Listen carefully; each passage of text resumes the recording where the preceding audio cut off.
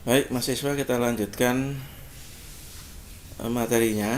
Untuk saat ini kita mau membahas jenis jembatan yang lain untuk jembatan bentang pendek. Nah, jadi yang pertama kita akan bahas tentang girder hybrid ya. Ini adalah girder yang tersusun dari plat yang dihubungkan dengan las, di mana mutu sayap flange lebih tinggi dari mutu badannya. Jadi ini kalau yang plate girder tadi kan mutunya sama, kalau ini mutunya dibedakan karena badan tidak menerima beban yang besar, maka mutunya dibedakan. Dan ini riskan menjadi kesalahan.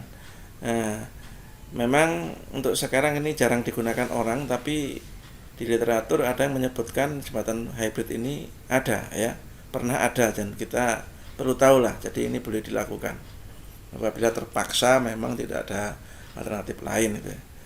Kemudian girder hybrid ini sama dengan plate girder ya, jadi dia komposit ya, atau tidak komposit, tapi biasanya dia komposit karena dia tinggi ya, supaya tidak terjadi tekuk lateral, maka dia dikompositkan.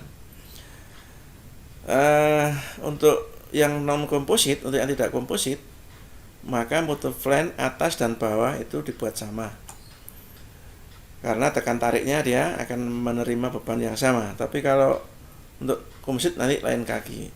Terus mutunya, mutu badan itu bisa lebih rendah dari mutu flange atas maupun flange bawah, namun tidak boleh lebih rendah dari 35% perbedaannya. Kemudian luas flange tekan lebih besar dari flange tarik ya. Nah, ini untuk yang non komposit. Untuk yang komposit bagaimana? Ini yang non komposit ini kita lihat gambarnya seperti ini nih. Jadi ini dan ini boleh disamakan mutunya, tapi tebalnya dibedakan karena ini menerima tekan, ini menerima tekan, ini menerima tarik. Tekannya kan dia akan mengalami tekuk, maka dia harus lebih tebal. Untuk yang komposit ini bisa dibedakan. Jadi dia ada 3 mutu: mutu badan, mutu flange bawah, dan mutu flange atas. Nah, untuk yang komposit, mutu flange atas itu bisa lebih kecil dari flange bawah, namun badannya tidak boleh lebih rendah dari 35%-nya ya. Kemudian mutu badannya juga boleh lebih kecil dari flange atas, namun tidak boleh lebih rendah dari 35%-nya ya. Luas flange tekan boleh lebih kecil dari flange tarik. Karena apa? Karena di sini nanti dia dibantu oleh beton yang ada di atasnya, karena dia komposit. Nah, sehingga kalau kita simpulkan di sini, yang paling kecil mutunya itu boleh badan, kemudian agak lebih besar itu adalah flange atas, kemudian yang besar mutunya kita letakkan di flange bawah. Nah, ini riskan sekali terjadi kesalahan karena warna bajanya sama. Nanti kalau salah las, salah motong, itu bisa berbahaya gitu ya.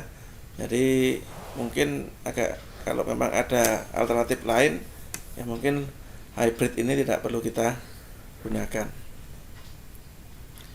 Kemudian sekarang berikutnya jembatan bentang pendek yang lain adalah ortotropik. Apa jembatan ortotropik ini? Ortotropik ini adalah jembatan yang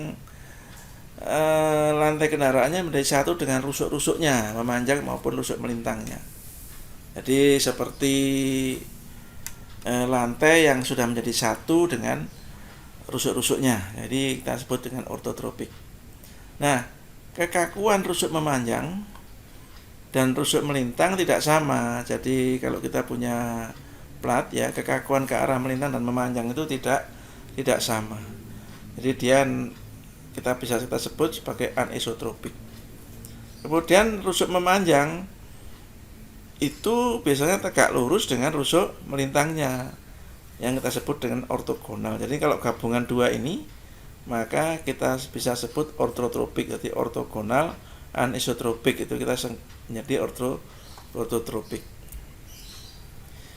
Kemudian sisi atas lantai kendaraan perlu diberi lapisan aus karena dia langsung plat ya. Jadi kalau langsung kendaraan tidak bagus. Jadi harus diberi lapisan aus, yaitu berupa anti karat, dan mungkin ditutup aspal juga boleh ya. Kemudian rusuk memanjang bisa berupa rusuk terbuka atau tertutup. Nah, ini yang mana terbuka tertutup yang kita lihat dari slide berikutnya. Nah, seperti ini nih. Ini termasuk rusuk terbuka seperti ini. Ya, ada T, ada L, ada bentuknya I, ada yang model begini ya. Nah, kalau rusuk tertutup seperti ini nih. Nah, ini contohnya kalau seperti ini kan bondek itu ada ya. Bondek ya, ini juga seperti bondek, ini juga seperti bondek. Ini rusuk tertutup. Ini juga rusuk tertutup. Ini bedanya terbuka dan tertutup seperti ini.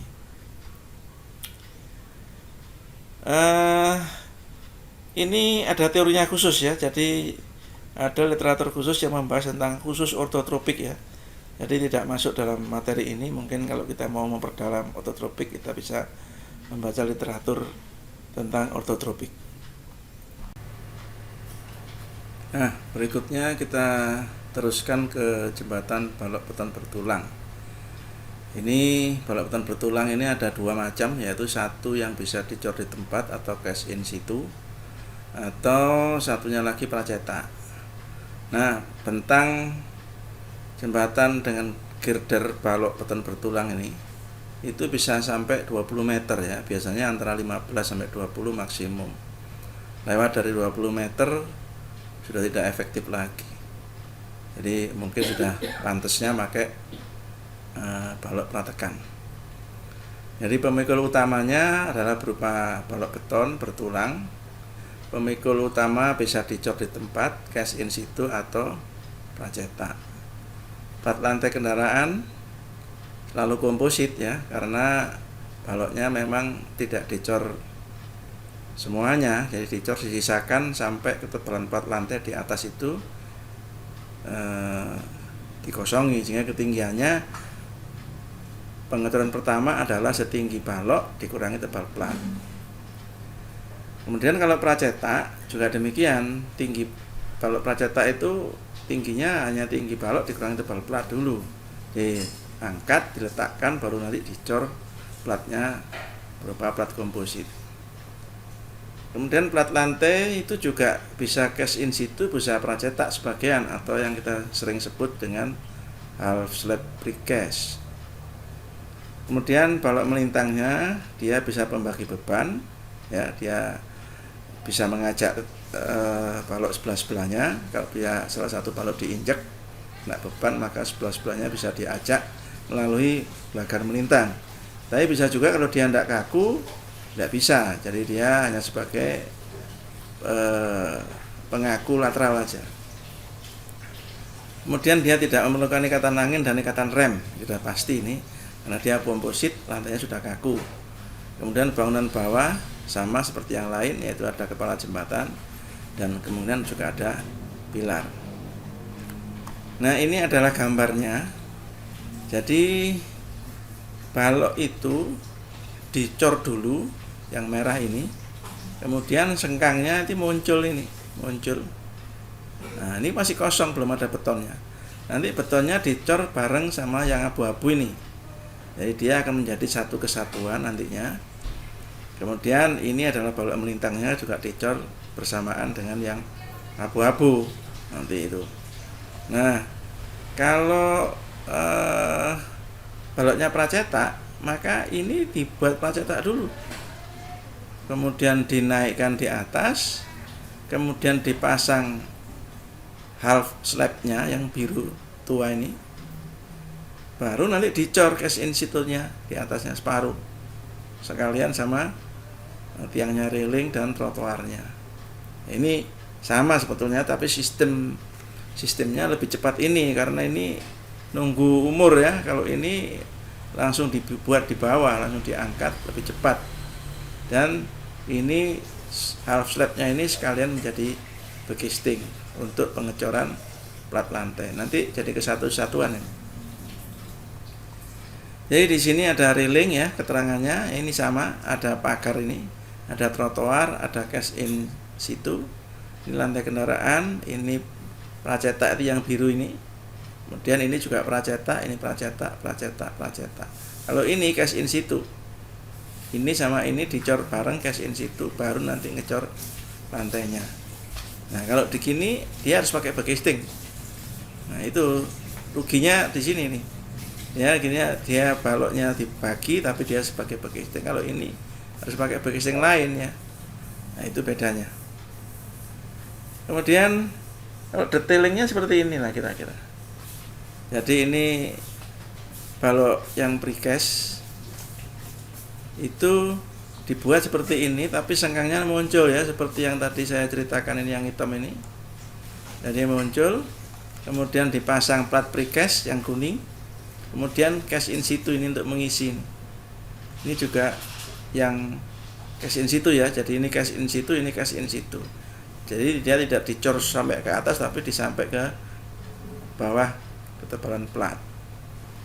Jadi, nah kalau balok ini cukup besar, maka kita bisa membuat balok ini menjadi U-shape.